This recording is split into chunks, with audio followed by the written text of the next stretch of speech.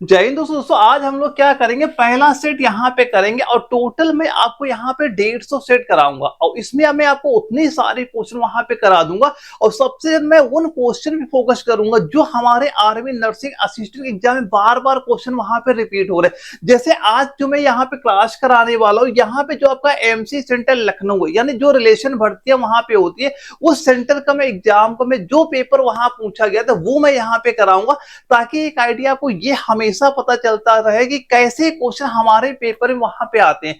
क्योंकि जब तक आपको ये चीज नहीं पता होगा कि हमारे पेपर में क्वेश्चन का लेवल कैसा आता है, तब तक आप तैयारी वहां पे कैसे करेंगे। तो पहला जो हमारा पार्ट रहेगा जीके का रहेगा। जीके हम लोग प्रॉपर वैसे ही क्वेश्चन सॉल्व करेंगे। जीके में दोस्तों हमेशा एक बात ये ध्यान रखना, जीके में आपके दो क्वेश्चन करंट अफेयर के हमेशा वहां पे देखने को मिलते हैं और यहाँ पे मैं आपको करंट अफेयर के वो क्वेश्चन दिखाऊंगा जो आपका रिलेशन भर्ती में जो क्वेश्चन वहां पूछे गए थे। और ये सारे क्वेश्चन बस आपको करना क्या, एक पेन और कॉपी लेके हमेशा बैठना और ये सारे क्वेश्चन नोट जरूर आप वहां पे करते हुए चलिएगा। और इसकी जो पीडीएफ में अपना जो व्हाट्सएप ग्रुप है वहां भी मैं आपको प्रोवाइड करा दूंगा और इसके साथ साथ जो आपका एप्लीकेशन आने वाला ये प्रॉपर प्रैक्टिस सेट वहां पे डाल दूंगा, ताकि ये क्वेश्चन लिखने में किसी बच्चे को दिक्कत ना हो और ये क्वेश्चन बार बस आपको रिपीट वहां पे करते हुए चलना है।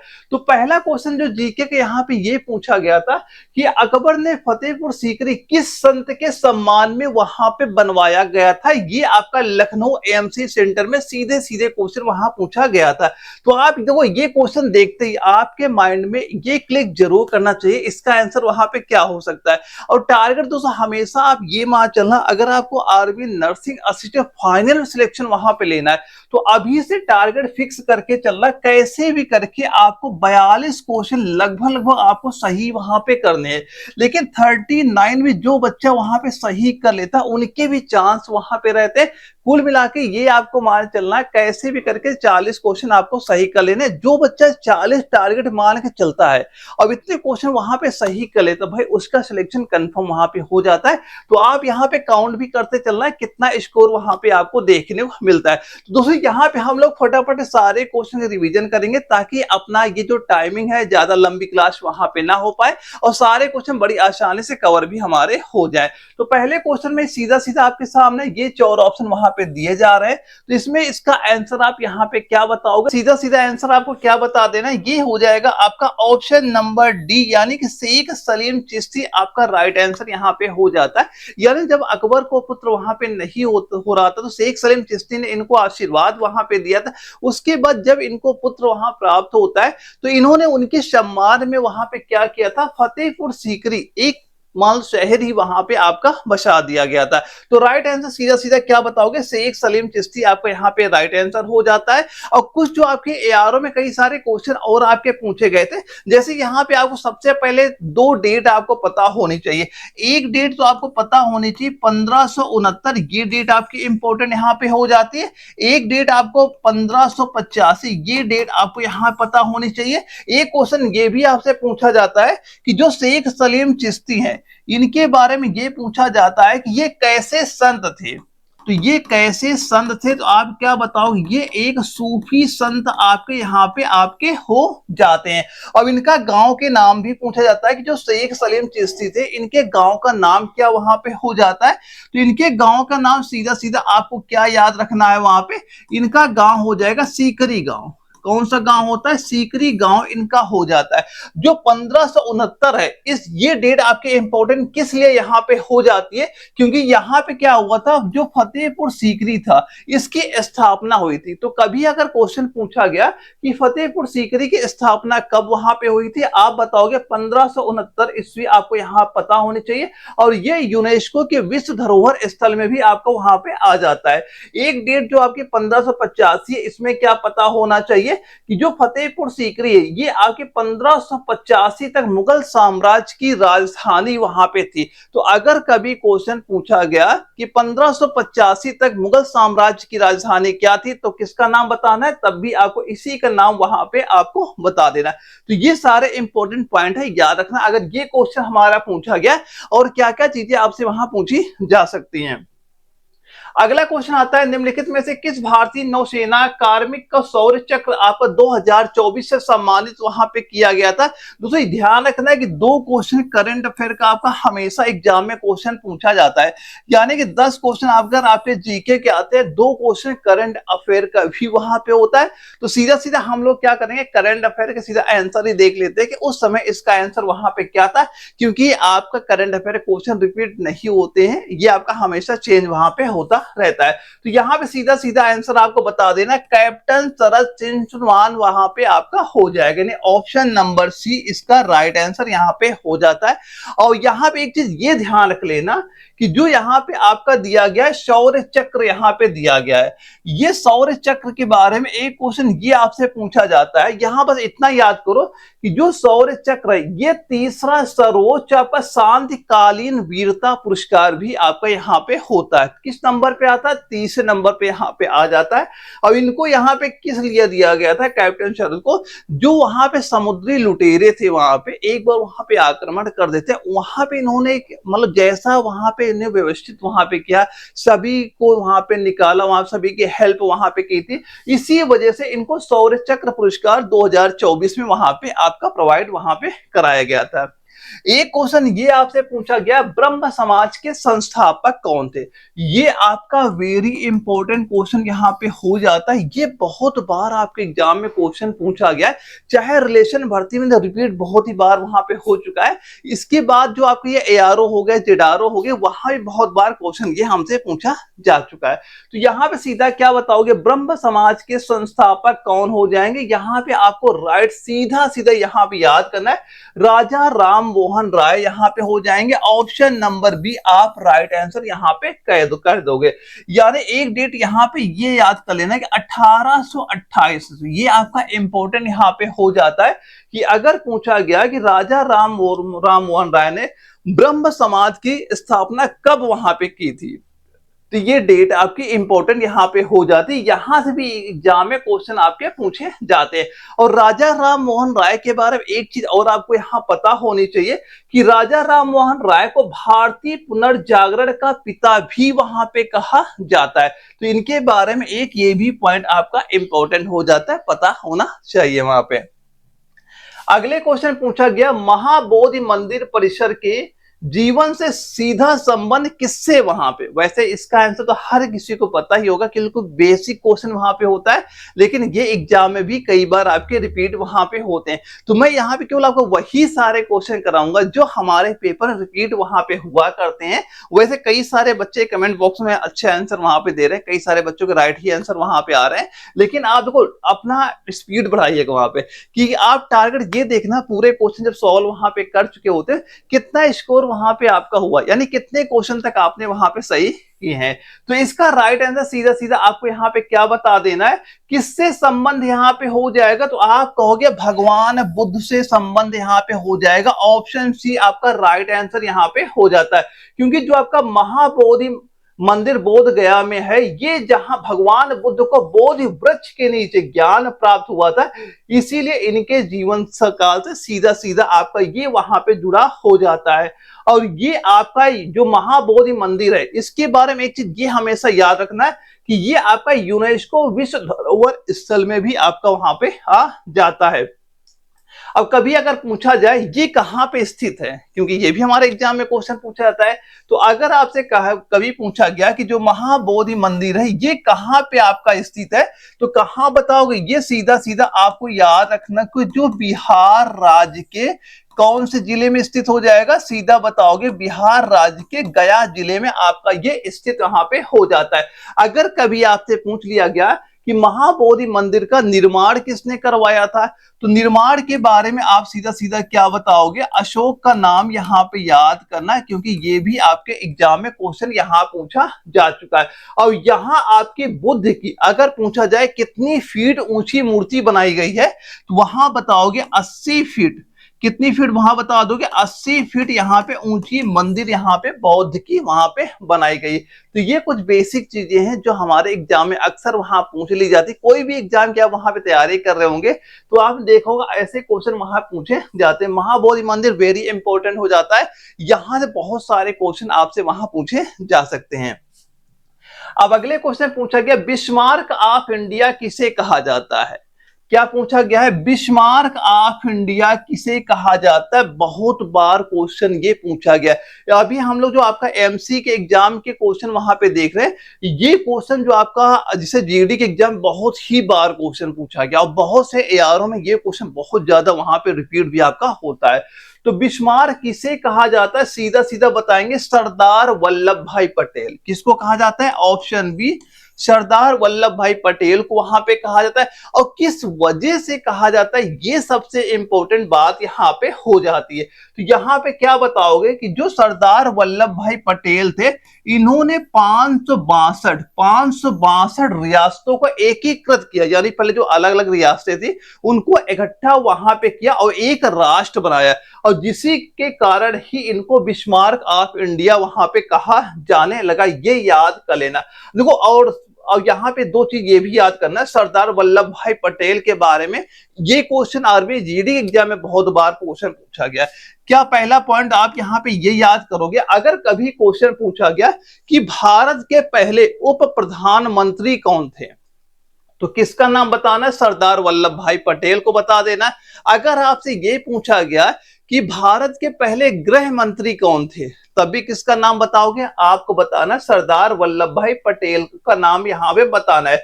और यहाँ पे एक ये भी याद करना कि इनकी एक सबसे ऊंची प्रतिमा भी बनाई गई है और उसका नाम आपसे एग्जाम में क्वेश्चन पूछा जाता है, तो सरदार वल्लभ भाई पटेल की प्रतिमा का नाम क्या बताओगे, स्टैच्यू ऑफ यूनिटी। ये सबसे ऊंची प्रतिमा वहां पे हो जाती है। ये पॉइंट भी इनके बारे में आपको पता होना चाहिए। और यहाँ पे एक चीज ये याद कर लेना, अगर कभी आपसे ये पूछ लिया गया कि लौह पुरुष के नाम से कौन जाने जाते हैं, तब भी आपको सरदार वल्लभ भाई पटेल का नाम वहां पे आपको बता देना है। तो सारे पॉइंट बिल्कुल रट्टा मारते चल रहा है, क्योंकि एग्जाम में ऐसे क्वेश्चन आपसे बार बार रिपीट वहां पे हुआ करते हैं। अगला क्वेश्चन पूछा गया, भारत में हर साल राष्ट्रीय उपभोक्ता को, यहां पे कंफ्यूज ना होना, यहां पे क्या लिखा है वर्ड, एक राष्ट्रीय उपभोक्ता अधिकार दिवस कब मनाया जाता है। क्या पूछा गया, राष्ट्रीय उपभोक्ता अधिकार दिवस कब आपका मनाया जाता है। और यहीं पे अगर जहां राष्ट्रीय लिखा है, यहां पे अगर विश्व लिख जाता तो आपका आंसर बिल्कुल चेंज वहां पे हो जाता है। तो यहां पे क्या बताएंगे, राष्ट्रीय उपभोक्ता अधिकार दिवस ये कब मनाया जाता है। तो यहां सीधा सीधा बताना है, ऑप्शन नंबर सी, 24 दिसंबर आपका ये यहां पे हो जाता है। कब से मनाया जाता है, तो क्या बताओगे, 24 दिसंबर 1986। दोस्तों ये आप डेट याद कर लेना, उपभोक्ता संरक्षण अधिनियम लागू हुआ था। कब लागू हुआ था, 24 दिसंबर 1986 को आपका उपभोक्ता संरक्षण अधिनियम लागू हुआ था, और इसीलिए इस दिन आपका राष्ट्रीय उपभोक्ता अधिकार दिवस आपका ये मनाया वहां पे जाता है। अगर यहाँ पे पूछ लेता विश्व उपभोक्ता अधिकार दिवस ये कब मनाया जाता है, तब आपका राइट आंसर सीधा सीधा आप क्या बता देते, 15 मार्च। ये डेट आपको वहां पता होनी चाहिए, इंपॉर्टेंट यहाँ पे आपका हो जाता है। अब एक क्वेश्चन ये पूछा जाता है कि भारत में उपभोक्ता संरक्षण अधिनियम में संशोधन कब हुआ था। तो अगर कभी संशोधन आपसे पूछ लिया जाता है, तब इसमें संशोधन कब हुआ था, 2019। ये डेट भी आप यहाँ पे याद कर लेना। क्या पूछेगा कि अच्छा ये बताओ, भारत में उपभोक्ता संरक्षण अधिनियम में संशोधन कब हुआ था, तो 2019 यहाँ पे आपको बता देना है। एक क्वेश्चन ये पूछ रहा है, निम्नलिखित में से कौन सी नदी प्रायद्वीपीय पठार से नहीं निकलती हो। क्वेश्चन हमेशा ध्यान से पढ़ना, यहां पूछा गया कौन सी नदी नहीं निकलती है, तो क्या बताओगे राइट आंसर, यहां पे सीधा सीधा हम बताएंगे गंडक नदी। ऑप्शन बी आपका राइट आंसर यहाँ पे बिल्कुल यहाँ पे हो जाता है। दोस्तों एक चीज ये ध्यान रखना कि जो आपके प्रायद्वीपीय पठार होते हैं, इनको ढक्कन के पठार के नाम से भी जाना जाता है। या तो प्रायद्वीपीय पठार लिख के यहाँ पे आ जाएगा, तब आपको बता देना। यहाँ पे हो सकता है आपका यहाँ पे ढक्कन का पठार भी लिख के वहां पूछा जा सकता है, इसमें कभी कंफ्यूज यहाँ पे ना होना।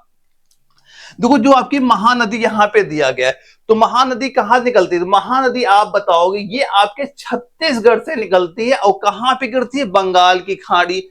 तो पूछा गया महानदी कहाँ निकलती है, आप बताओगे छत्तीसगढ़।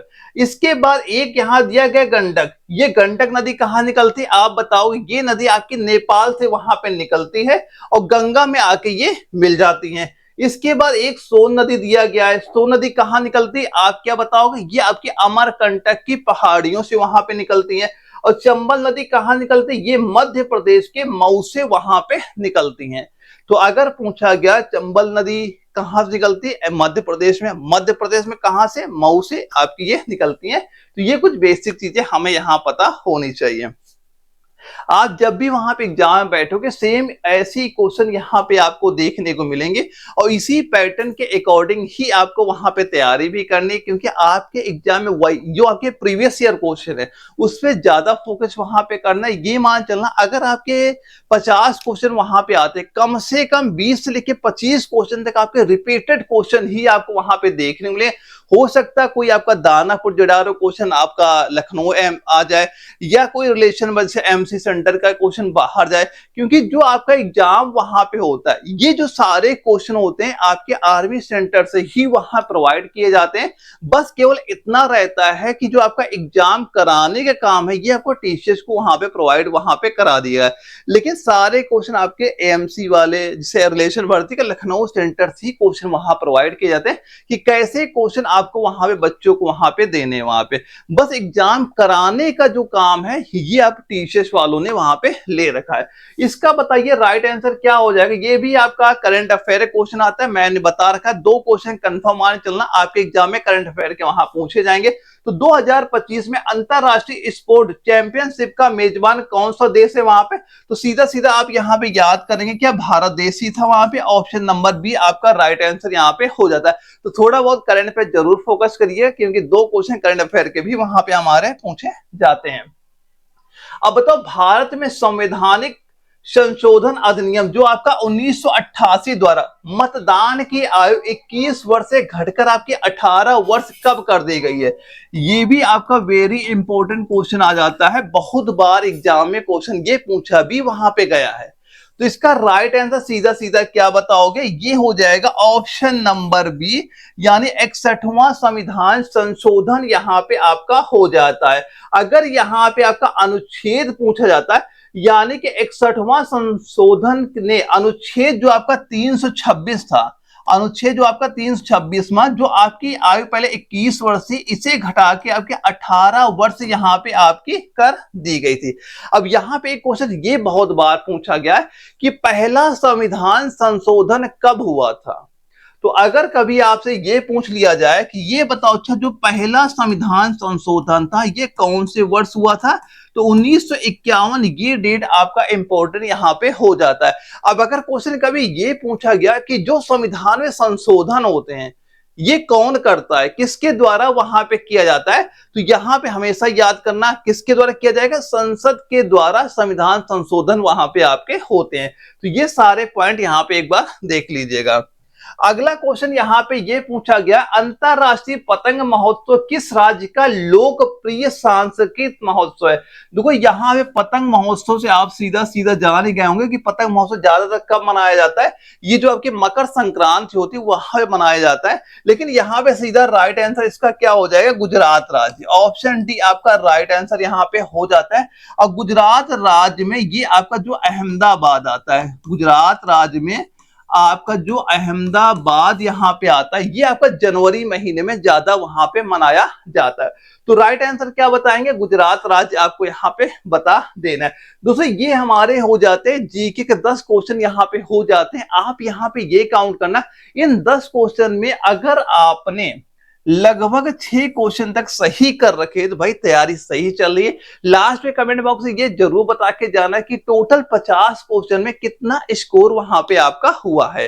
अब इसके बाद जो हमारा अगला क्वेश्चन मैथमेटिक्स से आते हैं, देखो मैथमेटिक्स ये मान चलना 5 क्वेश्चन भले हमारे एग्जाम में आते हैं उसमें आप ज्यादातर ये देखेंगे आपका अर्थमेटिक के भी क्वेश्चन आते हैं और एडवांस मैथ के भी हमारे एग्जाम में क्वेश्चन पूछे जाते हैं।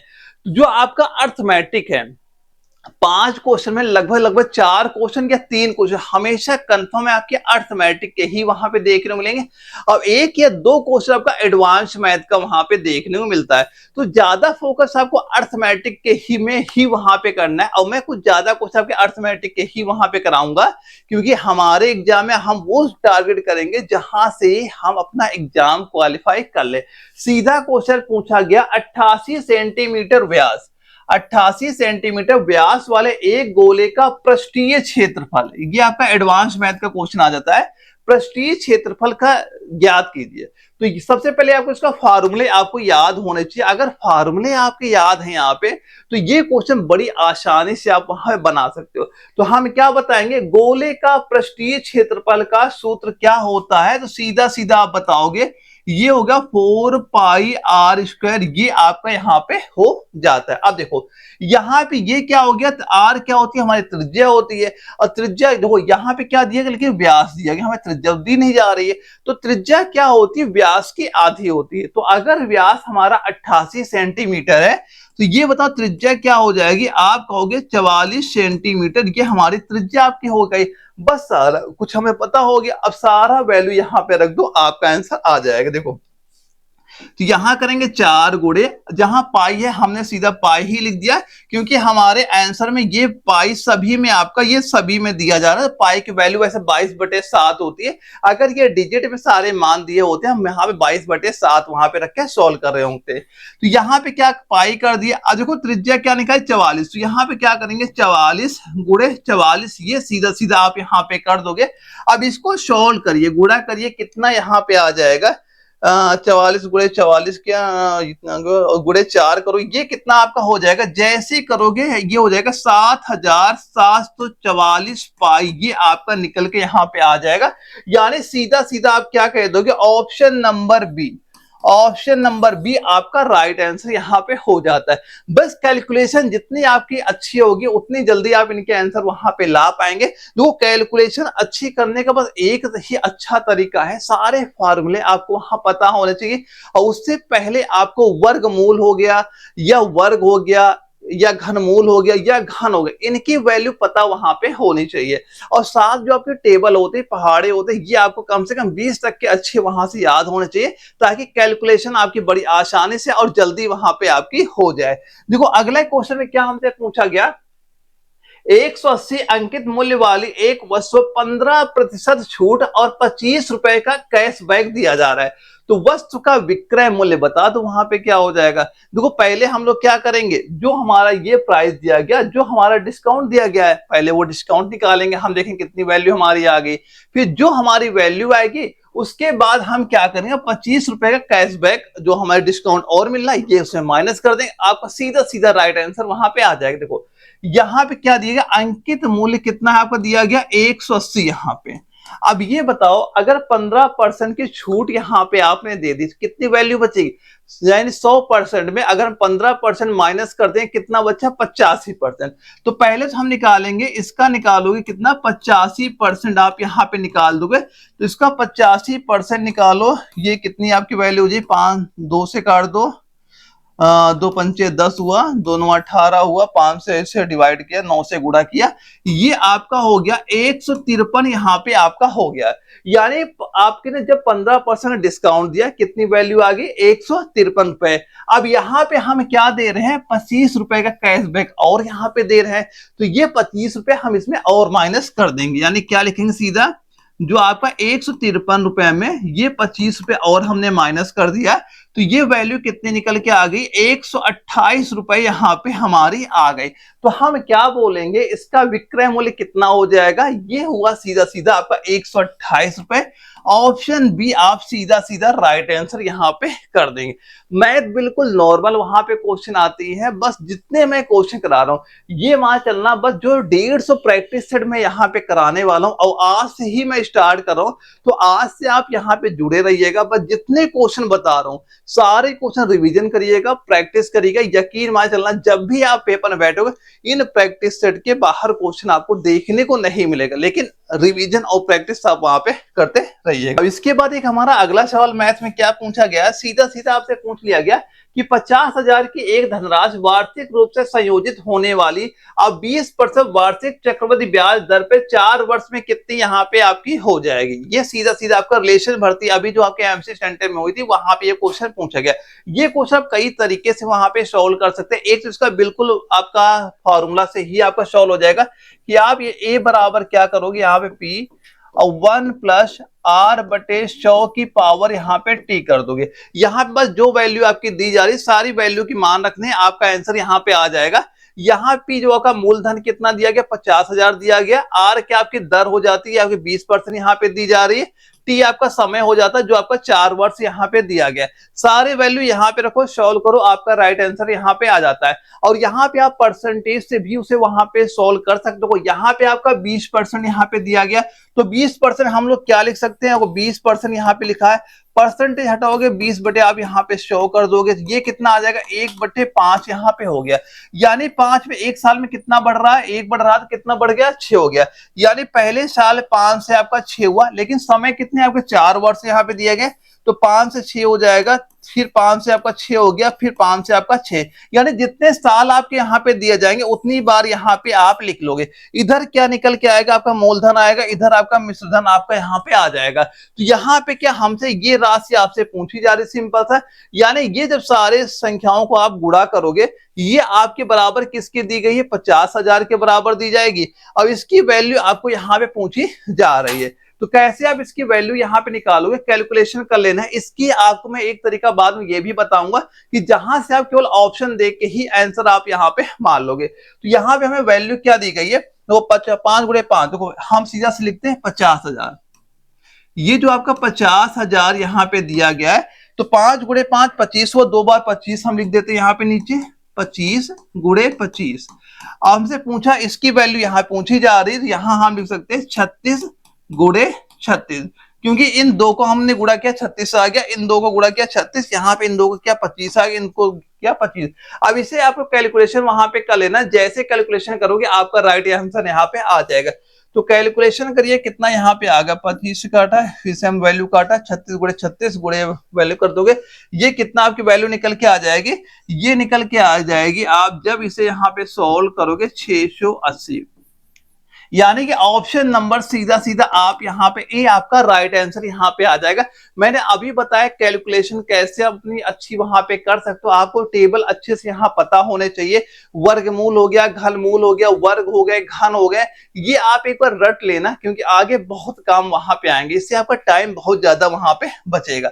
अब अगला सवाल क्या पूछा गया, ए किसी कार्य को 10 दिन में पूरा कर सकता है, बी इसे 15 दिन में कर सकता है, सी की सहायता से उन्होंने 2 दिन में कार्य पूरा कर लिया, सी अकेला इसे कितने दिन में पूरा कर सकता है। बिल्कुल इजी सवाल है भाई ये। देखो यहाँ पे क्या दिया गया है, यहां हमने लिखा ए लिख दिया, इधर बी लिख दिया, और तीनों एवं सहायता ली तो वहां पे ए बी सी लिख दिया। ये जो हमारे सवाल में दिया जा रहा है। अब ए कितने दिन में कर रहा है, आप कह रहे हैं 10 दिन में, बी कितने दिन में कर रहा है, आपने कहा 15 दिन में।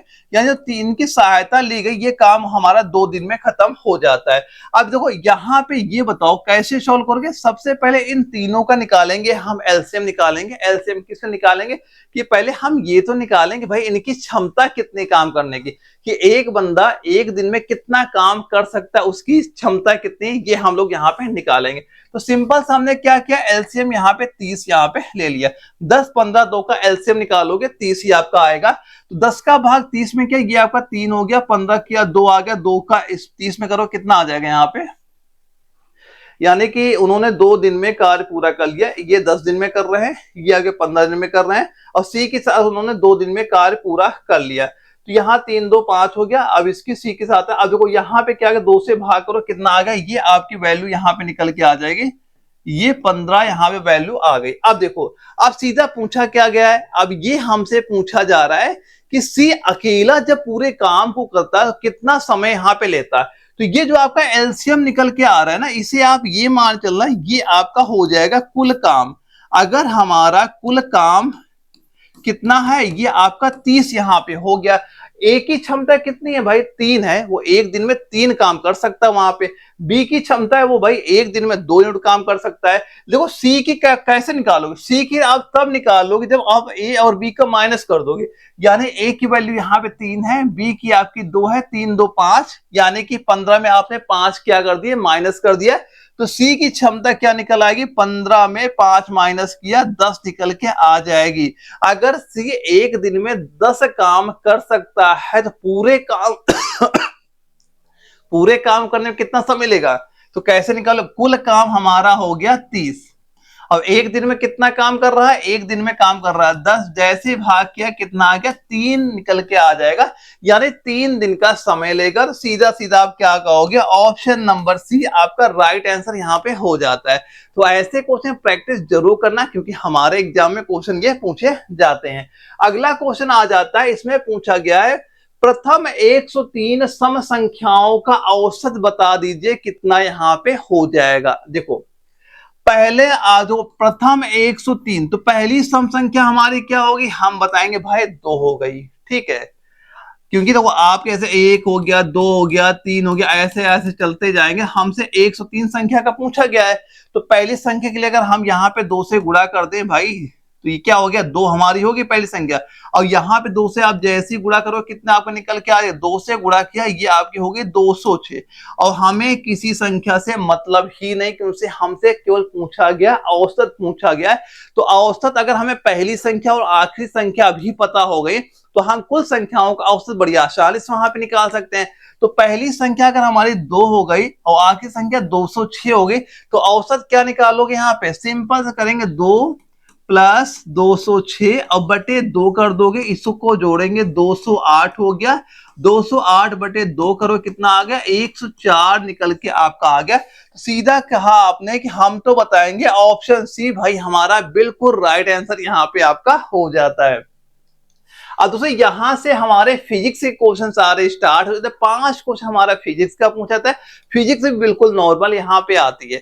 तो पहला क्वेश्चन पूछा गया, प्रिज्म में प्रकाश के विभिन्न रंगों का विभाजन क्या कहलाता है। भाई ये तो आंसर सभी को पता होगा, क्या कहलाएगा, सीधा सीधा आप बताओगे प्रकाश का प्रकीर्णन कहलाता है। ऑप्शन नंबर 2 आपका राइट आंसर यहाँ पे हो जाता है। देखो एक क्वेश्चन ये कई बार क्वेश्चन पूछा गया है कि जो आपका इंद्रधनुष बनता है, ये बहुत बार क्वेश्चन हमारा पूछा गया।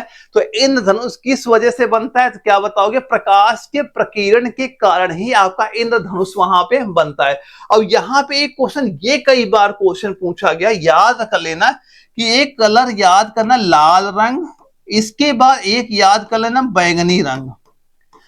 यहां से 2 क्वेश्चन बहुत एग्जाम में क्वेश्चन आते हैं। अगर इनका ये पूछा गया कि इनका जो अपवर्तन होता है, अपवर्तन से बहुत क्वेश्चन पूछा गया, तो यहां पे याद करना कि जो आपका लाल रंग का होता है इसका अपवर्तन सबसे कम होता है। तो अगर कभी क्वेश्चन पूछे कौन से रंग का अपवर्तन सबसे कम होता है, तब आपको लाल बताना है। और अगर कभी ये क्वेश्चन पूछे कौन से रंग का अपवर्तन सबसे ज्यादा होता है, तो लाल का कम हो जाएगा, ज्यादा किसका हो जाएगा, ज्यादा आप बताओगे बैंगनी रंग का यहाँ पे हो जाता है। और न्यूटन ने ही प्रकीर्णन की खोज वहां पे की थी। तो कभी अगर क्वेश्चन पूछ लिया गया कि प्रकीर्णन की खोज किसने की वहां पे थी, तो यहाँ वैज्ञानिक का नाम आप याद रखना, न्यूटन का नाम याद कर लेना, इंपॉर्टेंट यहाँ पे आपका हो जाता है। क्योंकि विब ग्योर वाला आपने फिजिक्स से पढ़ा ही होगा, कैसे कैसे क्वेश्चन वहां से आपसे पूछे जा सकते हैं।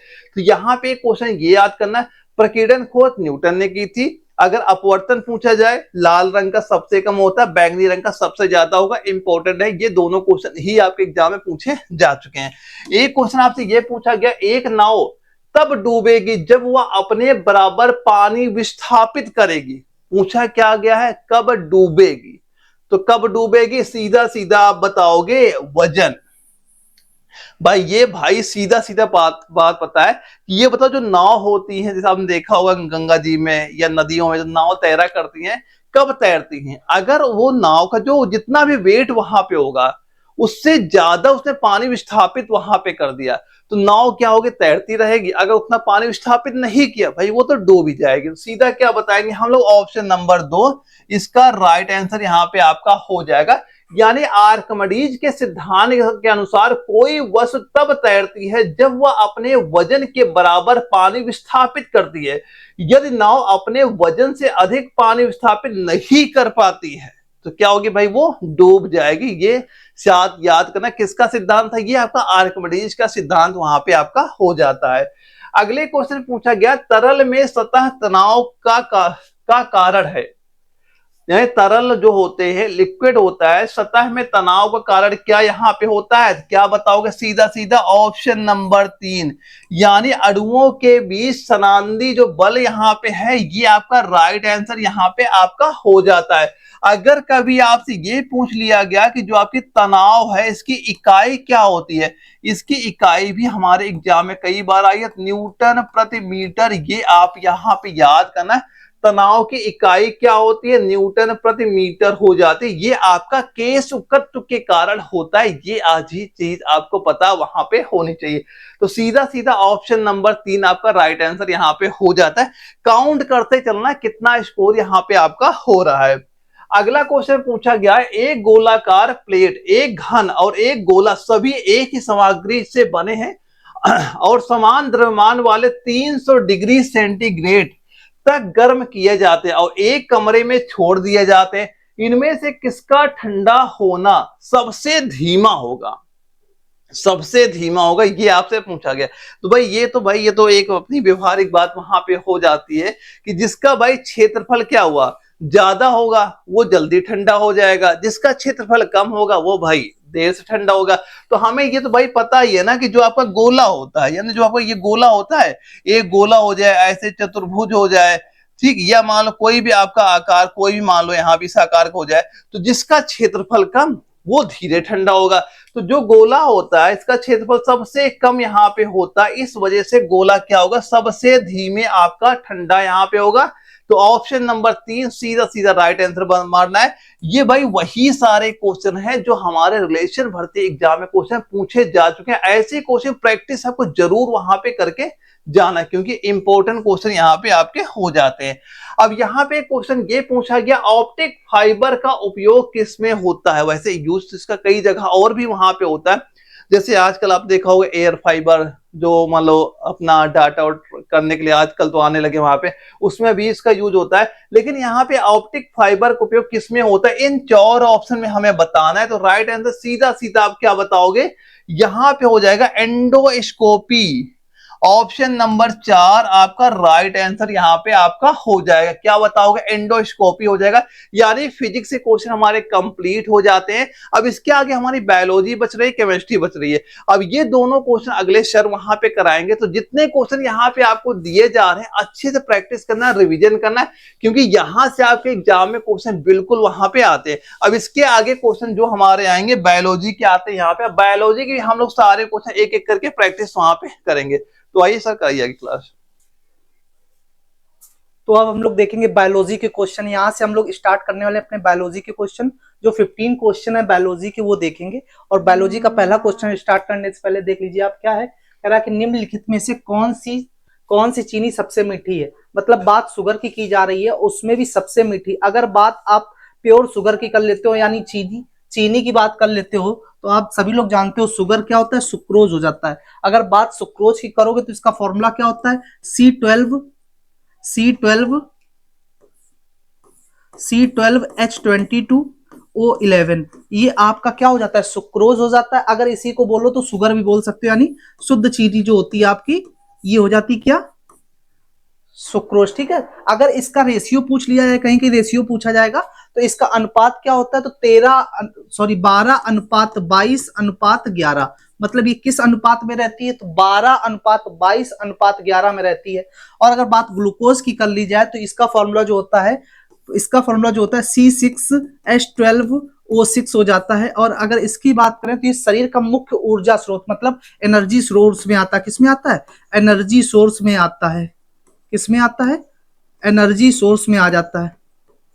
ठीक, किस अनुपात में रहता है, तो 6:12:1। अगर आप इसे कट करोगे तो 1:2:1 में आ जाएगा। बात क्लियर है। तो और जो क्वेश्चन में कहा गया कि निम्नलिखित में से कौन सी सबसे मीठी है, तो सबसे मीठा आपका हो जाता है फ्रक्टोज। अगर बात किया जाए फ्रक्टोज जो सुक्रोज की अपेक्षा लगभग कितना, तो 1.7 गुना, कितना 1.7 गुना जो होता है अधिक मीठा होता है। क्या होता है, 1.7 गुना सुक्रोज की अपेक्षा अधिक मीठा होता है। मतलब कहने का ये प्राकृतिक रूप से किसमें पाया जाता है, तो ध्यान रखना ये प्राकृतिक रूप से फलों में और शहद में पाया जाता है। किसमें, फलों और शहद में, ये प्राकृतिक रूप से फलों और शहद में पाया जाता है।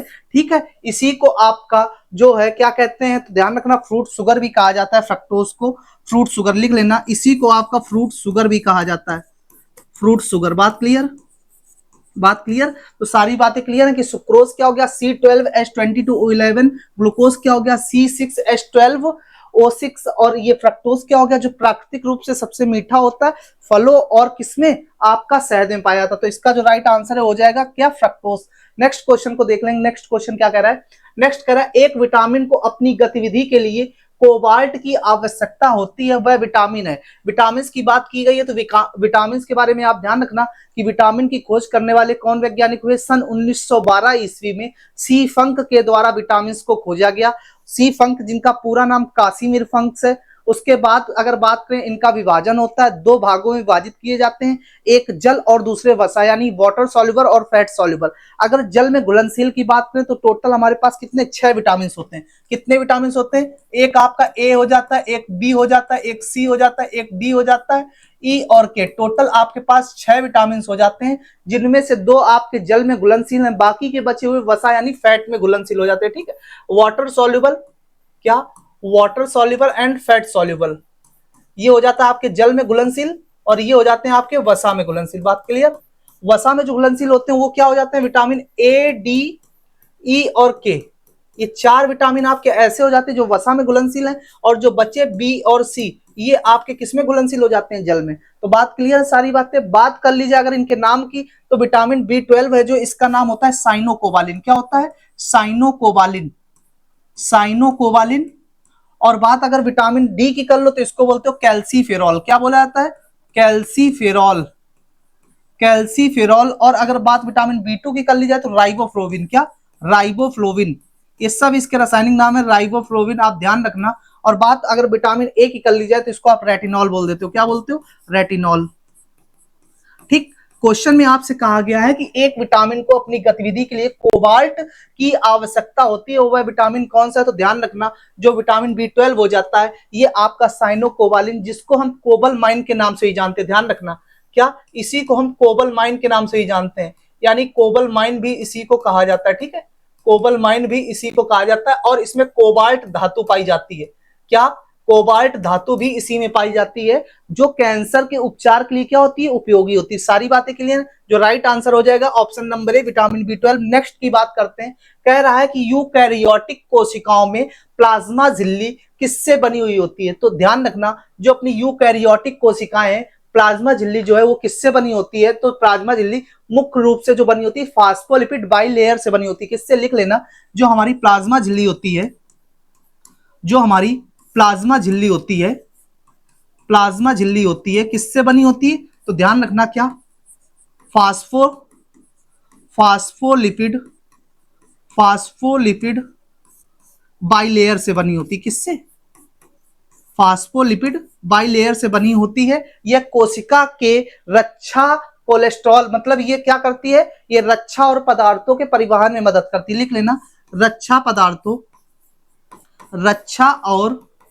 रक्षा और पदार्थों के परिवहन, पदार्थों के परिवहन में मदद करती है,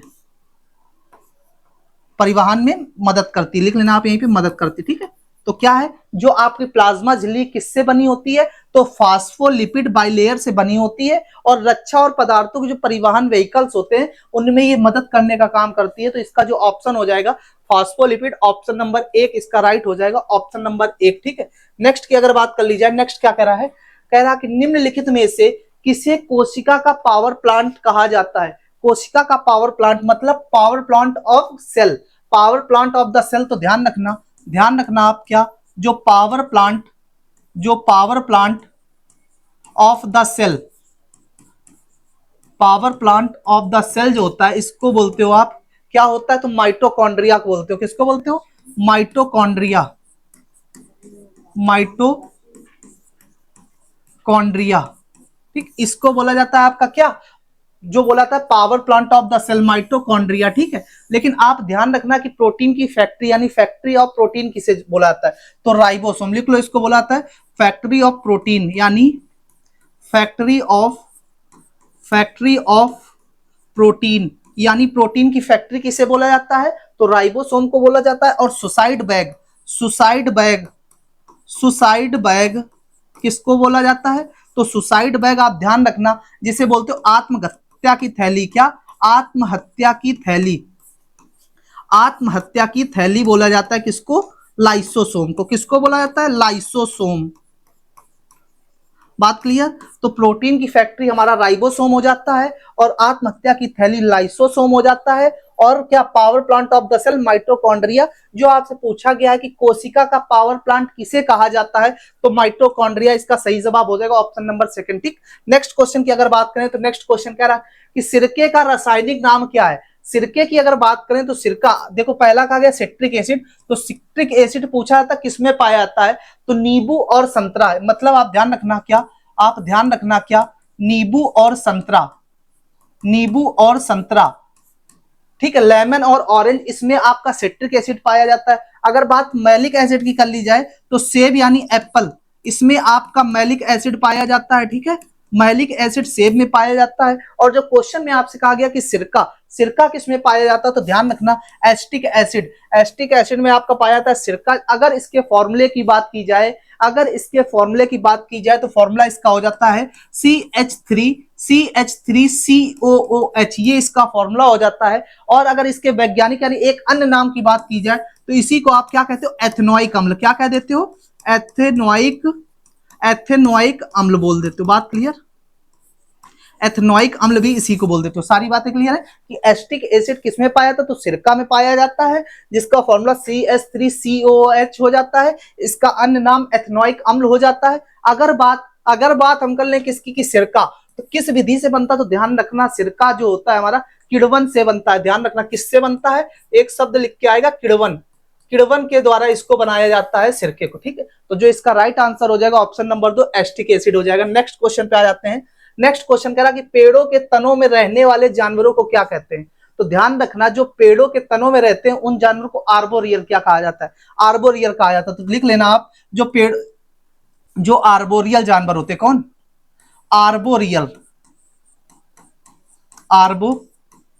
आर्बोरियल जो हमारे जानवर होते हैं पेड़ों पर या उनके तनों पर या उनके तनों में रहते हैं। कहां रहते हैं, ठीक है। अगर बात एग्जाम्पल की कर लो तो क्या, जैसे बंदर हो जाएगा आपका, गिलहरी हो जाएगा, ठीक है, गिलहरी को क्या बोलते हो, स्क्यूरेल, ठीक, और ये आपका मंकी हो जाएगा। बात क्लियर? तो वो जानवर जो पेड़ों पर या उसके तनों पर रहते हैं तो उनको क्या बोलते हो, आर्बोरियल जानवर बोल देते हो। ऑप्शन नंबर ए इसका राइट हो जाएगा। अगर नेक्स्ट की बात कर लें, कह रहा है यदि किसी व्यक्ति को गलत प्रकार का इंजेक्शन, मतलब कि आपका ब्लड है उसको आपको गलत चढ़ा दिया जाए। अगर आपके पास 4 ब्लड ग्रुप होते हैं, कौन कौन से, एक ए हो जाता है, एक बी हो जाता है, एक ओ हो जाता है और एक ए बी हो जाता है। ये आपके पास 4 ब्लड ग्रुप होते हैं। कितने ब्लड ग्रुप होते हैं, 4। अगर बात की जाए कि ब्लड ग्रुप की खोज किसने की थी, तो ब्लड ग्रुप की खोज करने वाले कार्ल लैंड स्टीनर अंकल थे। कौन, कार्ल लैंड स्टीनर भाई साहब, ठीक है, ध्यान रखना इनका नाम। इन्होंने ब्लड ग्रुप की खोज की थी कि हमारे पास 4 ब्लड ग्रुप होते हैं, A B O A B, और एबीओ सिस्टम जो ब्लड ग्रुप का है वो भी इन्होंने ही दिया था, जिसके लिए सन 1930 ईस्वी में नोबेल पुरस्कार से इनको सम्मानित किया गया था। तो कार्ल लैंड स्टीनर हो जाएंगे जिन्होंने एबीओ सिस्टम दिया था, ठीक है। तो आप ध्यान रखना, आपसे पूछा गया है क्या, यही पूछा गया कि आपको अगर गलत रक्त चढ़ा दिया जाए तो क्या होगा। तो आप ध्यान रखना, गलत रक्त चढ़ाया जाए तो इस कंडीशन में जो आपकी आरबीसी होती है, मतलब रेड ब्लड सेल्स होती हैं, वो एक जगह पे कलेक्ट हो जाएंगी। तो ऑप्शन नंबर जो 3 दिया गया, लाल रक्त कोशिकाएं एकत्र हो जाती हैं, तो ऑप्शन नंबर थर्ड जो है इसका राइट हो जाएगा। ऑप्शन नंबर थर्ड क्लियर हो जाएगा, ठीक है। फिर नेक्स्ट क्वेश्चन की बात कर लेंगे। दाद एक रोग है, दाद मतलब रिंग वॉर्म जो है किससे फैलता है, तो इस सारे हमारे रोग फैलते हैं इससे। एक बैक्टीरिया हो गया, एक वायरस हो गया, एक आपका प्रोटोजोआ हो गया और एक फंगस हो गया। तो ध्यान रखना आप, अगर बात बैक्टीरिया की जाए, अगर बात बैक्टीरिया की जाए जिसे आप जीवाणु कहते हो, क्या कहते हो, जीवाणु कहते हो, तो जीवाणु की खोज करने वाले व्यक्ति कौन थे, एंटोनी वॉन ल्यूवेनहॉक। कौन, एंटोनी वॉन ल्यूवेन हॉक, ठीक। तो जीवाणु की खोज करने वाले कौन थे, एंटोनी वॉन ल्यूवेनहॉक। अगर वायरस की बात कर ली जाए, जो वायरल होता है, तो अगर वायरस की बात कर ली जाए तो इसके कौन थे, इवानोवस्की। अगर पूरा नाम बोलो तो दिमित्री इवानोवस्की, ठीक। ये खोज करता होगा जीवाणु के, एंटोनी वॉन ल्यूवेनहॉक, और ये हो गए वायरस के। अगर बात फंगस की कर जाए तो फंगस से कौन कौन से रोग हो जाते हैं, यानी कवक से कौन कौन से रोग होते हैं, कवक से कौन कौन से रोग होते हैं, तो ध्यान रखना आपके दाद, खाज, खुजली, ठीक है, गंजापन, एथलीट फूट, ये सारे आपके फंगस से फैलने वाली डिजीज हैं। क्या है, फंगस से फैलने वाले डिजीज हैं, यानी कवक से फैलने वाले डिजीज हैं। तो बस यही आपसे पूछा गया, जो हमारा दाद है जिसे आप रिंग वॉर्म बोलते हो, ये किससे फैलता है, तो ये आपका फंगल इन्फेक्शन हो जाता है, यानी फंगस से फैलते हैं। नेक्स्ट क्वेश्चन की अगर बात करेंगे, कि पिट्यूटरी ग्रंथि कहाँ स्थित होती है। जो आपकी पिट्यूटरी ग्रंथि होती है, तो सबसे पहले आप ये ध्यान रखो कि मस्तिष्क में उपस्थित होती है और मस्तिष्क के आधार पर ही काम करती है। पिट्यूटरी ग्रंथि को हम लोग मास्टर ग्रंथि भी कहते हैं, ठीक है। तो सबसे पहला काम क्या, ये कहाँ स्थित होती है, तो मस्तिष्क में स्थित होती, कहाँ, लिख लेना, मस्तिष्क में स्थित होती है। मस्तिष्क के आधार पर ये अपना काम करती है, ठीक। मस्तिष्क में स्थित होती है और मस्तिष्क के आधार पर काम करती है। और इसी को हम, किसको, जो हमारी पिट्यूटरी ग्लैंड है, कौन सी, पिट्यूटरी ग्रंथि, इसी को हम लोग क्या कहते हैं, तो इसी को मास्टर ग्रंथि कहते हैं। क्या कहते हैं, इसी को मास्टर ग्रंथि भी कहा जाता है। बात क्लियर है, इसी को मास्टर ग्लैंड भी कहा जाता है। तो ऑप्शन जो है आपका, ऑप्शन नंबर सेकंड, मस्तिष्क के आधार पर काम करने वाली हो जाती है पिट्यूटरी ग्रंथि, ठीक है। नेक्स्ट क्वेश्चन की बात करेंगे। नेक्स्ट कह रहा है कि सूखे फलों की कलियां किस मसाले के रूप में उपयोग होती हैं। तो आप सभी लोग जानते हो, सूखे फल के रूप में एक आपका लौंग है, जो किसके लिए यूज होता है, फलों के रूप में यूज होता है। तो जो इसका जवाब हो जाएगा, लौंग हो जाएगा। क्या हो जाएगा, लौंग हो जाएगा। अगर लौंग के वैज्ञानिक की बात कर लें कि इसका वैज्ञानिक नाम क्या होता है, तो आप ध्यान रखना, इसका जो वैज्ञानिक नाम होता है साइजीगियम, क्या होता है, साइजीगियम एरोमेटिकम, ठीक। तो क्या है, हमारा लौंग है। अगर इसके वैज्ञानिक नाम की बात कर ले तो साइजीगियम एरोमेटिकम हो जाता है। और अगर आपके दांत में दर्द है तो लौंग का तेल यूज किया जाता है। तो आप लिख सकते हो क्या, कि दांत दर्द में भी राहत देता है। क्या, यह दांत दर्द में, क्या, यह दांत दर्द में भी राहत देता है, दांत दर्द में राहत, ठीक। तो ये बात ध्यान रखना आप। कहाँ उगाया जाता है, तो दक्षिण पूर्व एशिया में उगाया जाता है। कहां पर लौंग को उगाया जाता है, तो लिख लेना, दक्षिण पूर्व एशिया में इसको उगाया जाता है।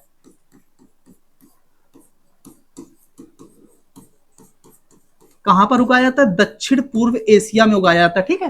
तो लौंग, जिसका वैज्ञानिक नाम साइजीगियम एरोमेटिकम, और दांत दर्द में राहत देने का काम करता है। तो इसका जो राइट आंसर हो जाएगा ऑप्शन नंबर 3, लौंग हो जाएगा। नेक्स्ट क्वेश्चन की अगर बात करें, कह रहा कि मनुष्य में वह ऊतक जिसमें जन्म के बाद कोशिका विभाजन नहीं होता है। कह रहा कि आपके जन्म के बाद कोशिका यानी नर्वस में विभाजन नहीं होता, बंटवारा नहीं होता है। तो आप ध्यान रखना, अगर हम बात करें किसकी, अगर हम बात करें नर्व्स की, किसकी, नर्व्स की बात करें, तो आप ध्यान रखो कि तंत्रिका कोशिकाएं जो जन्म के बाद विभाजित नहीं होती उनको नर्व्स बोला जाता है, क्योंकि ये क्या होती है, एक विशेष कोशिकाएं होती हैं। क्या होती हैं, और ये इनका पुनर्जनन नहीं करती, मतलब दोबारा रिपीट नहीं होती हैं। और ये हिस्सा किसका होती है, तो आप ध्यान रखना, जो हमारी न्यूरॉन्स होती हैं, तंत्रिका तंत्र का हिस्सा होती है, किसका, नर्वस सिस्टम का हिस्सा होती। तो ध्यान रखना, जो नर्व्स होती हैं ये किसका हिस्सा होती हैं, तंत्रिका तंत्र का हिस्सा होती हैं। किसका हिस्सा होती हैं? नर्वस सिस्टम का हिस्सा होती हैं, ठीक है। और ये सिग्नल ट्रांसमिशन के लिए जिम्मेदार होती है। मतलब क्या, ये हमारे शरीर में सिग्नल का काम करती है। तो आप लिख लोगे इसको कि ये हमारे शरीर में सिग्नल ट्रांसमिशन, क्या, सिग्नल ट्रांसमिशन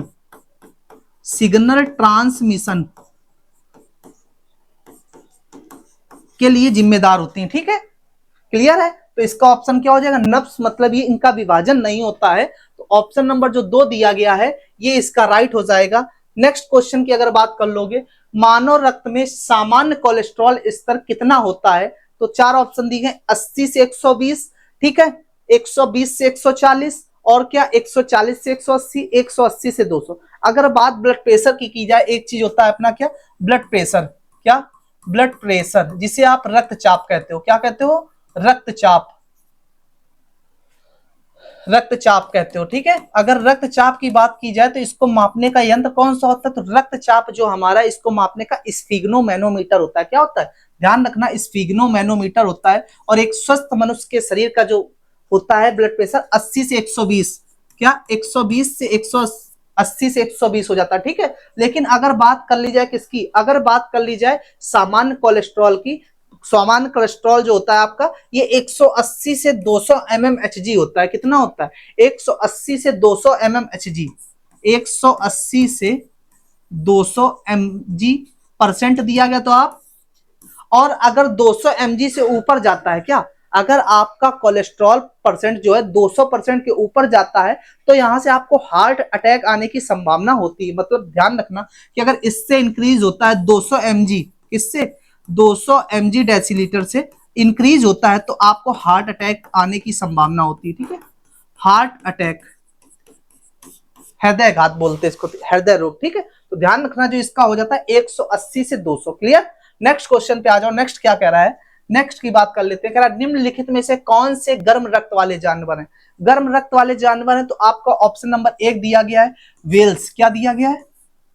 वेल्स लिखेंगे, वेल्स, ठीक। जो वेल्स है आपका, ये क्या है? तो ये एक स्तनधारी है। क्या है? स्तनधारी लिखोगे आप, स्तनधारी है हमारा वेल्स।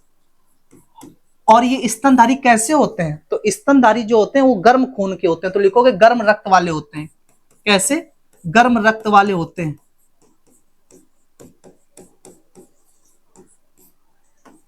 ठीक। अगर बात जबकि वेल शार्क की जाए, वेल शार्क की कर ली जाए, किसकी? वेल शार्क की, वेल शार्क। तो ये कैसी है? ये ठंडे रक्त वाली होती हैं। ये क्या है? मछलियां हैं, लेकिन कौन सी? ठंडे रक्त वाली होती हैं, ठंडे रक्त वाली होती हैं, ठीक। तो वेल्स जो हो गई ये स्तनधारी होते हैं, और जो स्तनधारी होते हैं गर्म रक्त वाले होते हैं। लेकिन अगर वेल शार्क मछली की बात कर लो तो ये क्या होते हैं? ठंडे रक्त वाले होते हैं। और वेल्स स्तनधारी हैं, ये आपको पता ही है। और अगर स्तनधारी है तो क्या ये हवा में सांस लेंगे? क्या ये हवा में सांस लेंगे? कहां लेंगे? हवा में सांस लेते हैं, हवा में सांस लेते हैं,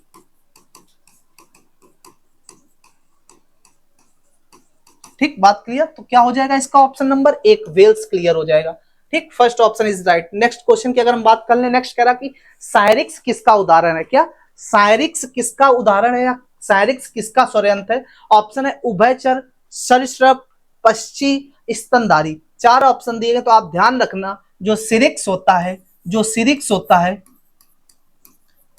वो किसका उदाहरण होता है? तो जो अपने पक्षी होते हैं। कौन? पक्षी, पक्षी। अगर बात इनकी स्टडी की कर ली जाए कि पक्षियों का अध्ययन क्या कहलाता है, अगर बात कर ली जाए कि पक्षियों का अध्ययन क्या कहलाता है, पक्षियों का अध्ययन क्या कहलाता है,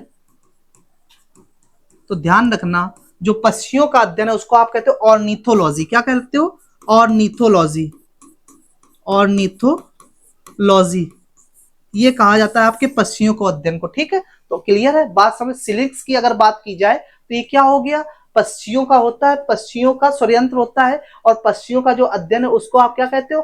ऑर्निथोलॉजी। अगर बात स्तनधारियों में कर ली जाए कि जो स्तनधारी हमारे होते हैं उनका स्वरयंत्र क्या होता है, तो उनका लिरिक्स होता है, या लैरिक्स बोलोगे आप, लिख लो स्तनधारियों में स्वरयंत्र, स्तनधारियों स्तनधारियों में स्वरयंत्र, स्तनधारियों में स्वरयंत्र क्या होता है, तो ध्यान रखना लैरिंग्स, क्या बोलते हैं इनको, लैरिंग्स। ठीक, क्या हो जाएगा बेटा, लैरिंग्स। तो बात क्लियर, जो हमारे सायरिंग्स है वो किसका है, पक्षी का है, जो लैरिंग्स है वो किसका है, स्तनधारियों का। तो इसका ऑप्शन जो हो जाएगा आपका ऑप्शन नंबर 3 पक्षी हो जाएगा, यानी बर्ड्स हो जाएगा। नेक्स्ट क्वेश्चन की बात करेंगे। नेक्स्ट कह रहा कि खाद्य श्रृंखला में पौधों द्वारा उपयोग की जाने वाली सौर ऊर्जा केवल कितनी होती है। तो आप ध्यान रखना, अगर बात खाद्य श्रृंखला की गई है तो हम बात करेंगे फोटोसिंथेसिस यानी प्रकाश संश्लेषण के दौरान। किसके दौरान, प्रकाश संश्लेषण के दौरान, प्रकाश संश्लेषण के दौरान, प्रकाश संश्लेषण के दौरान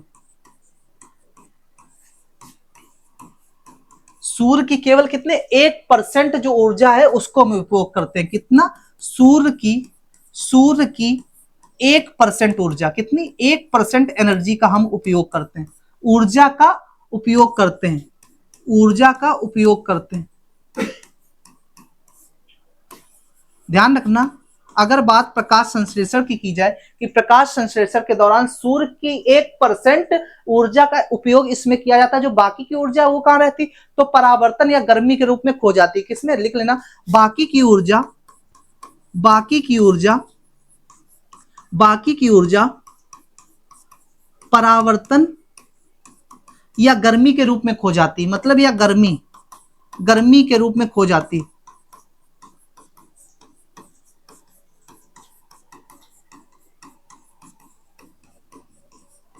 ठीक, बात कही गई कि क्या पूछा गया, खाद्य श्रृंखला जो हमारी फूड चेन होती है उसमें पौधों द्वारा उपयोग की जाने वाली सौर ऊर्जा कितनी होती है। तो ऑप्शन की आप बात कर रहे थे 10%, 1%, 0.1%, देन 0.01%, 4 ऑप्शन दिए गए थे। तो आप ध्यान रखना, जो हमारी फोटोसिंथेसिस की प्रक्रिया होती है, प्रकाश संश्लेषण प्रक्रिया के दौरान केवल 1% एनर्जी को ही हम लोग इसमें यूज करते हैं, बाकी जो होता है हमारा क्या, गर्मी के रूप में बाहर निकल जाती है। तो क्लियर, इसका जो जवाब हो जाएगा 1%, ऑप्शन नंबर 2 क्लियर हो जाएगा।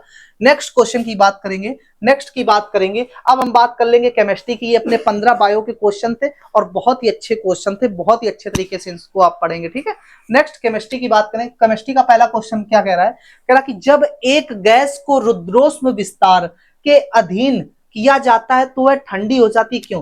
ये ध्यान रखना, एक ये एक्सपेंशन होता है, इसको बोलते हैं एडियाबैटिक, क्या, एडियाबैटिक एक्सपेंशन, जिसे आप रुद्रोष्म विस्तार कहते हो, इसके अधीन किया जाता तो वह ठंडी हो जाती। तो क्या है ये, ऑप्शन है आपके एंट्रोपी में कोई परिवर्तन नहीं, गतिज ऊर्जा में कोई कमी नहीं, वेग में कमी नहीं, या कार्य करने में ऊर्जा खर्च। तो कुछ बातें आप ध्यान रखना, गतिज ऊर्जा की अगर बात की गई है तो गतिज ऊर्जा क्या होती है, गतिज ऊर्जा जिसको आप बोलते हो काइनेटिक एनर्जी, क्या बोलते हो, काइनेटिक एनर्जी, काइनेटिक एनर्जी। ठीक है, काइनेटिक एनर्जी जो होती है इसको आप डिनोट करते हो के ई से, के से काइनेटिक, ई से एनर्जी, प्रफिक्स में के रहेगा, सफिक्स में ई रहेगा, तो मिलकर के ई हो गया। अगर बात इसके फॉर्मूले की जाए तो हाफ एम बी स्क्वायर हो जाता है, क्या हो जाता है, हाफ एम बी स्क्वायर हो जाता है, वेयर जहां पर आपका क्या है, के ई की अगर बात कर ली जाए, के ई तो आपकी क्या है, काइनेटिक एनर्जी है, काइनेटिक एनर्जी है, जिसे आप क्या बोलते हो, गतिज ऊर्जा, क्या बोलते हो, गतिज ऊर्जा। अगर बात m की कर ली जाए, अगर बात m की कर ली जाए तो m आपका क्या हो जाता है, मास, जिसे आप बोल देते हो द्रव्यमान, क्या बोल देते हो, द्रव्यमान या भार। ठीक, अगर बात v की जाए, अगर बात v की जाए तो वेलोसिटी, क्या, वेलोसिटी, जिसे आप वेग बोल देते हो। यहां से सारे ऑप्शन क्लियर है कि क्या क्या नोटेशन है, कि ये आपका काइनेटिक एनर्जी हो जाता है, m आपका मास हो जाता है, v वेलोसिटी हो जाता है। एक और है जिसको आप कहोगे क्या, पी स्क्वायर बटे 2m, यही भी, ये भी गतिज ऊर्जा का ही फॉर्मूला होता है, लेकिन नॉर्मल आपको क्या यूज करना है काइनेटिक एनर्जी में, K E is equal to half M V square. बात क्लियर है। तो आपसे जो क्वेश्चन में कहा गया है कि क्या है, रुद्रोष्म विस्तार की, तो इसका जो राइट आंसर होगा कार्य करने में ऊर्जा खर्च, डी ऑप्शन देख रहे हो, डी ऑप्शन क्या है, कार्य करने में ऊर्जा खर्च। तो ये रुद्रोष्म विस्तार के अधीन किया जाता है, तभी इस प्रक्रिया के दौरान ये ठंडा हो जाता है। बात क्लियर, इसका जो राइट आंसर हो जाएगा कार्य करने में ऊर्जा खर्च, और ये आपका लखनऊ एएमसी सेंटर में पूछा गया है, तो बहुत ही अच्छे से इस क्वेश्चन को देखेंगे। ठीक, नेक्स्ट क्वेश्चन की अगर बात की जाए, नेक्स्ट क्वेश्चन की अगर बात की जाए, कह रहा है कोयला गैस निम्नलिखित में से किसका मिश्रण है। अगर बात कोल गैस की जाए, किसकी, देखिए coal gas, coal gas, coal gas किसका किसका मिश्रण होता है, तो ध्यान रखना H2 का हो जाता है प्लस CH4 हो जाता है प्लस CO। अब देखिएगा H2 मतलब क्या हो जाता है आपका हाइड्रोजन, क्या हो जाता है हाइड्रोजन। CH4 आपका हो जाता है मेथेन, क्या हो जाता है CH4 मेथेन। और अगर CO की बात करें तो CO हो जाता है हमारा कार्बन मोनोऑक्साइड, क्या हो जाता है कार्बन मोनो ऑक्साइड। और अगर पूछा है कहां से प्राप्त की जाती है कार्बन मोनोऑक्साइड, तो ध्यान रखना वाहनों द्वारा निकले हुए धुएं में हमारा क्या पाया जाता है, तो ये गैस होती है CO जो कार्बन मोनोऑक्साइड कहलाती है, यही हमारी वाहनों के द्वारा निकले हुए धुएं से मिलती थी। अगर बात H2 यानी हाइड्रोजन की जाए तो जो इसका उपस्थित परसेंटेज होता है ये 50% आपकी इसमें हाइड्रोजन उपस्थित रहती है, और आपकी जो इसमें मेथेन होती है मेथेन आपकी 35% उपस्थित रहती है, और शेष 10% आपकी ये क्या रहती है कार्बन मोनोऑक्साइड रहती है। ये इसका परसेंटेज हो जाता है कोल गैस में। तो सारी बातें क्लियर, H2 आपका हाइड्रोजन हो गया, CH4 आपका मेथेन हो गया, CO आपका कार्बन मोनोऑक्साइड हो गया, ये आपका रेशियो हो जाता है कोल गैस का यानी कोयला गैस। तो जो राइट ऑप्शन है option number A H2CH4 and carbon monoxide, option number A इसका राइट हो जाएगा। नेक्स्ट क्वेश्चन की अगर हम बात करते हैं, नेक्स्ट की बात कर लेते हैं, खाना पकाने के लिए सिलेंडर में आपूर्ति की जाने वाली गैस, तो आप सभी लोग जानते हो। अगर हम बात करें मेथेन की यानी मार्स गैस की, किसकी बात कर लें मेथेन की बात करें, मेथेन की बात करें तो इसका एक अन्य नाम हो जाता है मार्स गैस। मार्स गैस अगर इसके फॉर्मूले की बात कर ली जाए, अगर इसके फॉर्मूले की बात कर ली जाए तो फॉर्मूला इसका हो जाता है CH4। और ये पाई कहां पर जाती है, तो ध्यान रखना जितने भी हमारे सड़े गले यानी दलदली स्थानों पर क्या पाई जाती है मेथेन पाई जाती है। तो लिख लेना आप दलदली स्थानों पर मेथेन पाई जाती है, क्या दलदली स्थानों पर हमारी मेथेन पाई जाती है, फॉर्मूला CH4 हो जाता है, ध्यान रखना ठीक है। और बात अगर एलपीजी की कर ली जाए, किसकी बात अगर एलपीजी की कर ली जाए तो घरेलू यूज में जो गैस उपयोग की जाती है वो हमारी एलपीजी होती है, जो हमारी एलपीजी होती है। अगर बात फुल फॉर्म की कर ली जाए तो इसका फुल फॉर्म हो जाता है लिक्विफाइड पेट्रोलियम गैस, क्या हो जाता है लिक्विफाइड पेट्रोलियम गैस, ये इसका फुल फॉर्म हो जाता है। और इसमें किसका किसका मिश्रण होता है, इसमें जो मिश्रण होता है वो होता है आपका प्रोपेन और ब्यूटेन का मिश्रण हो जाता है, प्रोपेन और ब्यूटेन का मिश्रण हो जाता है। अगर बात प्रोपेन की जाए तो C3H8 हो जाता है, और बात अगर ब्यूटेन की जाए तो C4H10 हो जाता है। क्लियर है ना। एलपीजी लिक्विफाइड पेट्रोलियम गैस जो घरेलू गैस के लिए उपयोग की जाती है, अगर मिश्रण की बात की जाए तो प्रोपेन और ब्यूटेन, प्रोपेन आपका C3H8 हो जाता है, और बात अगर ब्यूटेन की कर ली जाए तो C4H10 हो जाता है। तो सारी बातें क्लियर होगी। एलपीजी जो है हमारी क्या खाना पकाने के लिए घरों में यूज की जाने वाली गैस है, ऑप्शन नंबर बी इसका राइट हो जाएगा। नेक्स्ट क्वेश्चन की बात करेंगे, कह रहा निम्नलिखित में से सबसे अधिक विद्युत ऋणात्मक तत्व कौन सा है, निम्नलिखित में से सबसे अधिक इलेक्ट्रोनेगेटिव कौन सा तत्व है, तो लिखना विद्युत ऋणात्मक। ये बात अगर हम लोग हैलोजन समूह की कर लें, किसकी हैलोजन ग्रुप की, अगर बात हम हैलोजन की ग्रुप की कर लें, हैलोजन समूह की कर लें, तो हैलोजन समूह आपका आ जाता है क्या, कौन कौन से इसमें आ जाते हैं फ्लोरीन, क्लोरीन, ब्रोमीन, आयोडीन और एस्टाटीन।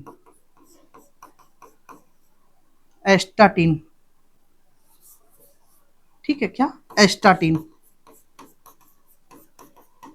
ठीक, तो ये पांचों क्या है हमारे, ये हैलोजन समूह में आते हैं, fluorine, chlorine, bromine, iodine, astatine. Atomic number की बात करोगे तो इसका क्या हो जाएगा 9 हो जाएगा, इसका क्या हो जाएगा 17 हो जाएगा। इसके बाद आप क्या जोड़ोगे 18, 18, 32 जोड़ के आप इसके एटॉमिक नंबर निकाल लोगे, ये आपके हैलोजन समूह में हो जाते हैं। और ये क्या इसी में पूछा गया कि आपके इसमें इलेक्ट्रोनेगेटिविटी, उससे पहले ऑप्शन देख लो, क्लोरीन के एटॉमिक नंबर की अगर बात करो तो क्या हो जाता है इसका 17 हो जाता है। ऑक्सीजन की अगर बात करो तो ऑक्सीजन का क्या हो जाता है 8 हो जाता है। अगर बात फ्लोरीन की कर लो तो फ्लोरीन का 9 हो जाता है, और बात सोडियम की अगर कर लो तो सोडियम का 11 हो जाता है। जो क्वेश्चन में कहा गया कि निम्नलिखित में से सबसे अधिक विद्युत ऋणात्मकता किसकी होती है, तो समूह में ऊपर से नीचे आने पर, समूह में ऊपर से नीचे आने पर क्या है, इलेक्ट्रोनेगेटिविटी जो होती है वो कम होती जाती है। तो इस हिसाब से आपको जो सही जवाब होगा कि निम्नलिखित में से सबसे अधिक विद्युत ऋणात्मक तत्व कौन सा है, तो जो आपका फ्लोरीन है, फ्लोरीन जिसको एफ से प्रदर्शित करते हो आप, एफ से प्रदर्शित करते हो, एटॉमिक नंबर 9 हो जाता है, ये इसका सही जवाब हो जाएगा ऑप्शन नंबर 3। ठीक, नेक्स्ट क्वेश्चन को देख लेंगे। नेक्स्ट क्या कह रहा है, कह रहा कि जब गैस को तरल में बदला जाता है तो यह प्रक्रिया क्या कहलाती है। जब गैस को, गैस से कन्वर्ट किसमें कर रहे हैं हम, गैस से हम कन्वर्ट कर रहे हैं लिक्विड में, गैस से हम कन्वर्ट कर रहे हैं किसमें, लिक्विड में, गैस से किसमें कन्वर्ट कर रहे हैं हम, तरल में। तो इस प्रक्रिया को आप ध्यान रखना, इस प्रक्रिया को हम कहते हैं संघनन। क्या कहते हैं, संघनन, कंडेंसेशन, क्या बोल देते हैं, कंडेंसेशन। ठीक, इस प्रक्रिया को क्या कहते हैं, कंडेंसेशन बोल देते हैं। तो बस यही ध्यान रखो, जब गैस को तरल में बदला जाता है, यानी गैस तो किसमें टर्न हो जाती है, लिक्विड में टर्न हो जाती है, तो ऐसी प्रक्रिया को हम लोग संघनन बोलते हैं, ऐसी प्रक्रिया को हम लोग संघनन कहते हैं। ऑप्शन नंबर ए राइट हो जाएगा। नेक्स्ट क्वेश्चन की बात करें, नेक्स्ट क्वेश्चन की बात करें, कह रहा कि कम ऊंचाई पर जाने पर पानी का क्वथनांक क्या है, कम हो जाता है, क्यों।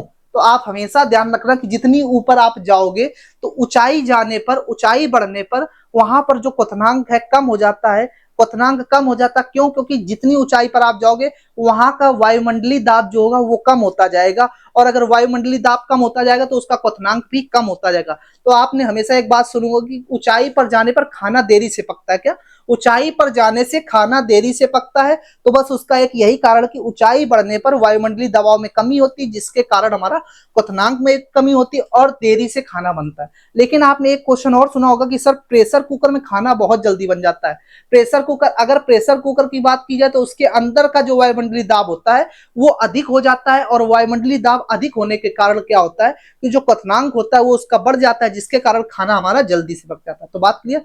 प्रेशर कुकर की बात आप ध्यान रखना कि प्रेशर कुकर के अंदर का जो वायुमंडलीय दाब होता है वो अधिक होता है, जिसके कारण उसका क्वथनांक भी अधिक हो जाता है, जिसके कारण खाना हमारा जल्दी से पकता है। तो बस यहाँ पर आपको सारी बातें क्लियर हो गई होंगी कि ऊंचाई बढ़ने पर क्वथनांक कम हो जाता है, क्योंकि उसका वायुमंडलीय दाब भी क्या हो जाता है, कम हो जाता है। जो ऑप्शन दिया गया है कम वायुमंडलीय दाब, यानी लो एटमॉस्फेरिक प्रेशर, क्या, low atmospheric pressure, low atmospheric pressure.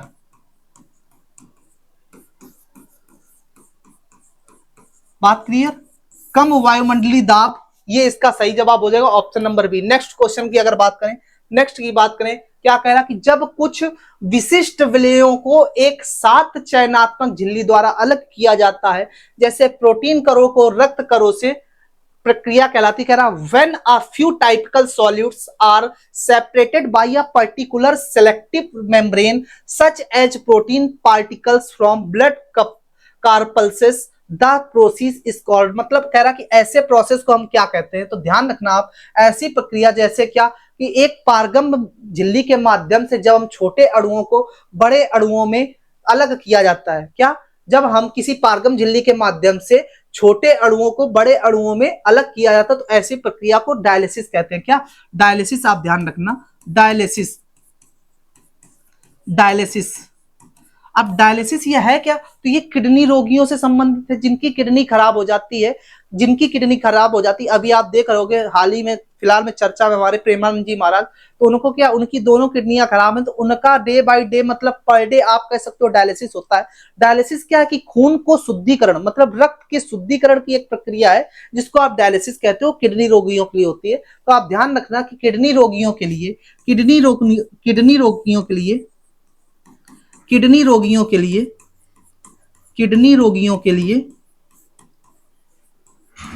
रक्त शुद्धिकरण उपयोगी है, रक्त शुद्धिकरण, रक्त शुद्धिकरण उपयोगी है।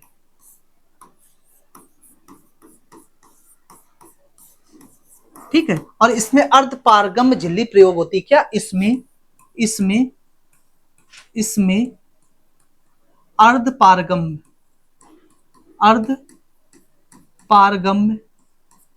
झिल्ली उपयोग होती है या प्रयोग होती है।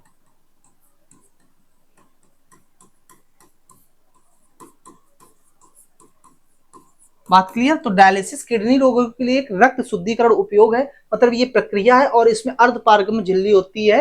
अर्धपारगम्य झिल्ली होती है जो छोटे अणुओं को बड़े अणुओं से अलग किया जाता है, तो ऐसी प्रक्रिया क्या डायलिसिस कहलाती है, डायलिसिस कहलाती है। ऑप्शन बी राइट हो जाएगा। नेक्स्ट क्वेश्चन की अगर बात करें, नेक्स्ट क्वेश्चन की अगर बात करें करा कि धुआं एक कोलाइड है, तो आप ध्यान रखना क्या कोलाइडर, क्या कोलाइडर डिस्पर्सन, कोलाइडर डिस्पर्सन जो है फैलाव है, तो क्या इसका जो होता है ठोस से गैस में, मतलब ये कन्वर्ट करता है किससे, solid to gas, solid to gas यानी ठोस से गैस। ऑप्शन जो होगा इसका ठोस से गैस, यानी ऑप्शन नंबर ए राइट हो जाएगा। जो अपना smoke is a collider dispersion, option A right हो जाएगा। नेक्स्ट की बात करें कि गैल्वेनाइजेशन, गैल्वेनाइजेशन में लोहे पर लेप किया जाता है। जब भी कभी आपको लोहे को जंग से बचाना है, क्या लोहे को जंग से बचाना है, तो उस पर एक लेप किया जाता है। उस लेप किस चीज का किया था, तो जिंक का किया जाता है। तो आप ध्यान रखना कि जो हमारे गैल्वेनाइजेशन की प्रक्रिया होती है उसमें जिंक का प्रयोग किया जाता है। किसका प्रयोग किया जाता है, तो लिख लेना गैल्वेनाइजेशन में क्या, गैल्वेनाइजेशन में लोहे पर जस्ते, किसकी जस्ता बोलते हो ना आप, जस्ते की, जिसे आप जिंक बोलते हो, की परत चढ़ाई जाती है। किसकी, मतलब किसका लेप किया जाता है, तो गैल्वेनाइजेशन में लोहे पर जस्ते यानी जिंक की परत चढ़ाई जाती है, चढ़ाई जाती है,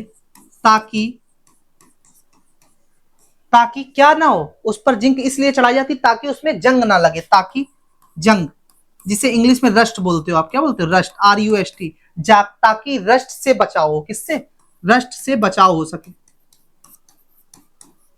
बात क्लियर। जो गैल्वेनाइजेशन है उसमें लोहे पर हमारी जिंक की परत चढ़ाई जाती ताकि उस पर जंग यानी रस्ट ना लग सके। तो जो इसका ऑप्शन है बी राइट हो जाएगा, जिंक यानी जस्ता। नेक्स्ट क्वेश्चन की अगर बात करें, नेक्स्ट की बात करें, इलेक्ट्रो रिफाइनिंग में शुद्ध धातु जमा होती है। शुद्ध धातु जमा होती कैथोड, एनोड, बर्तन या इलेक्ट्रोलाइट। ये आपका पूछा गया लखनऊ AMC सेंटर में, तो इसको आप सीधे सीधे याद कर लो, ज्यादा कुछ में भटकने की जरूरत नहीं। इलेक्ट्रो रिफाइनिंग जो है शुद्ध धातु किसमें, कैथोड, कैथोड में होती है। ऑप्शन नंबर ए जो है इसका राइट हो जाएगा, कैथोड। अगर नेक्स्ट की बात की जाए, नेक्स्ट कह रहा है ऊंचाई पर पानी का क्वथनांक कम होता है क्योंकि, अभी तो हमने बताया कि जितनी ऊपर जाओगे वायुमंडलीय दबाव में कमी आने के कारण क्वथनांक में क्या है, क्वथनांक में ही कमी आएगी, जिससे हमारा खाना देरी से पकेगा। तो वायुमंडलीय दबाव कम होता है यानी लो एटमॉस्फेरिक प्रेशर हो जाता है। ऑप्शन नंबर ए राइट हो जाएगा, ऑप्शन नंबर ए राइट हो जाएगा। कह रहा है फेरिक क्लोराइड लगाने से घाव का रक्त स्राव रुक जाता है, घाव का रक्त स्राव रुक जाता है, मतलब इसका क्या है, चार ऑप्शन दिए गए हैं। तो the bleeding of a wound in stopped by the application of ferric chloride because, क्योंकि क्यों, इसका ऑप्शन जो है रक्त उल्टे दिशा में बहने लगता है।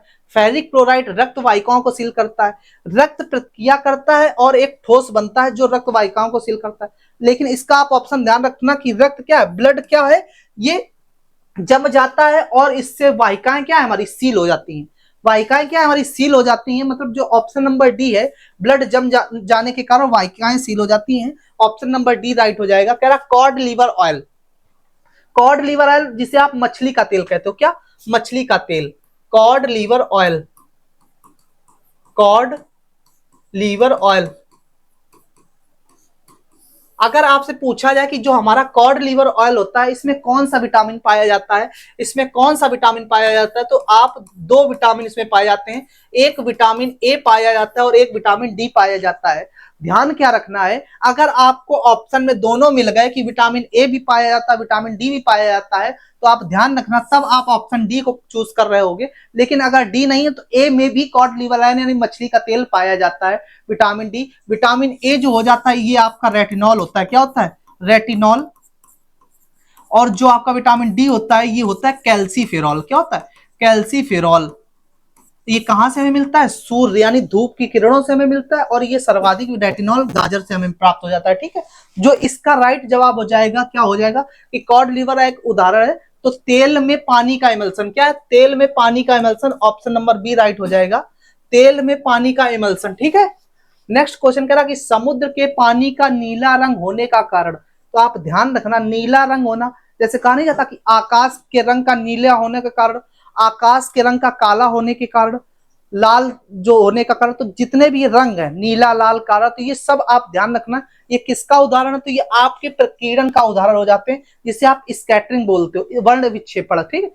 प्रकीर्णन का ये उदाहरण हो जाता है लाल होना, नीला होना, काला होना। तो स्कैटरिंग ऑफ ब्लू लाइट मतलब कि पानी के अणुओं द्वारा नीले प्रकाश का प्रकीर्णन होना ही ये सारे इसके उदाहरण हो जाते हैं। ऑप्शन नंबर बी राइट हो जाएगा, पानी के अणुओं द्वारा नीले प्रकाश का प्रकीर्णन, ठीक। नेक्स्ट क्वेश्चन की बात करेंगे, दूध एक उदाहरण है, जो हमारा दूध है, milk is a example of, तो क्या है इसका, क्या है इसका ऑप्शन दिया, तेल में पानी का इमल्सन, पानी में तेल का इमल्सन, और तेल में वसा का इमल्सन, और पानी में वसा का इमल्सन। तो आप ध्यान रखना जो इसका सही जवाब है तेल में पानी का इमल्सन, क्या है, तेल में पानी का इमल्सन, ये उदाहरण हो जाता है किसका, दूध।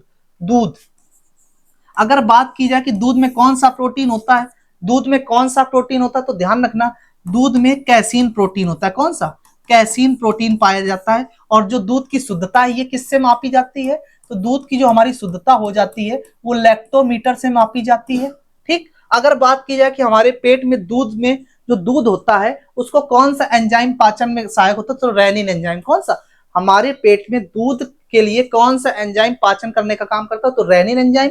और इसमें कौन सा कैसीन प्रोटीन पाया जाता है, इसका जो मीटर होता है लैक्टोमीटर से इसको मापते हैं। तो इसका राइट ऑप्शन हो जाएगा कि तेल में पानी का इमल्सन, ऑप्शन नंबर ए। तो ये हमारा लास्ट क्वेश्चन था भैया। तो प्रैक्टिस सेट आपको कैसा लगा, बहुत ही अच्छा प्रैक्टिस सेट है, आप सभी लोग बहुत ही मेहनत से प्रैक्टिस सेट को पढ़ेंगे और बहुत ही अच्छे अच्छे इसी तरह के प्रैक्टिस सेट समय समय पे आपको मिलेंगे।